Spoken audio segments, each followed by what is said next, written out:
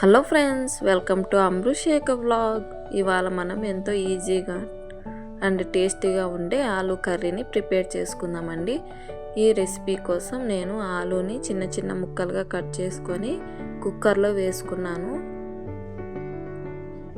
కుక్కర్లో వేసుకున్న తర్వాత ఇందులో కొంచెం సాల్ట్ వేసాను, అలాగే కొన్ని వాటర్ వేసి కుక్కర్ మూత పెట్టి 2 విజిల్స్ వరకు రానిచ్చానండి.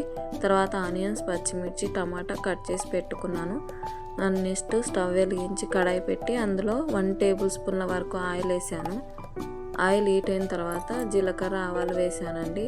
తర్వాత ఇందులో ఆనియన్స్ వేసాను. తర్వాత పచ్చిమిర్చి కూడా వేసి బాగా కలిపానండి. తర్వాత ఇందులో కరివేపాకు వేసాను.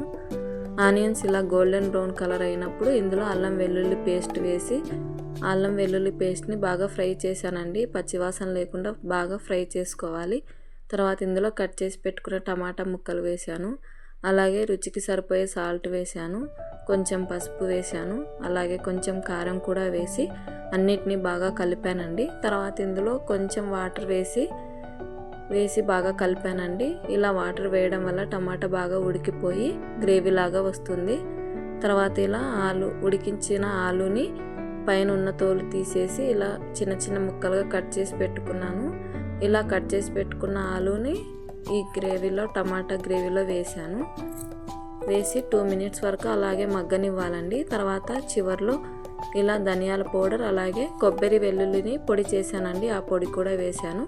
అంతే, ఎంతో టేస్టీ అండ్ ఈజీగా రెడీ అయిపోయే ఆలూ కర్రీ రెడీ అయిపోయిందండి. సర్వింగ్ బౌల్లో సర్వ్ చేసుకోవడమే.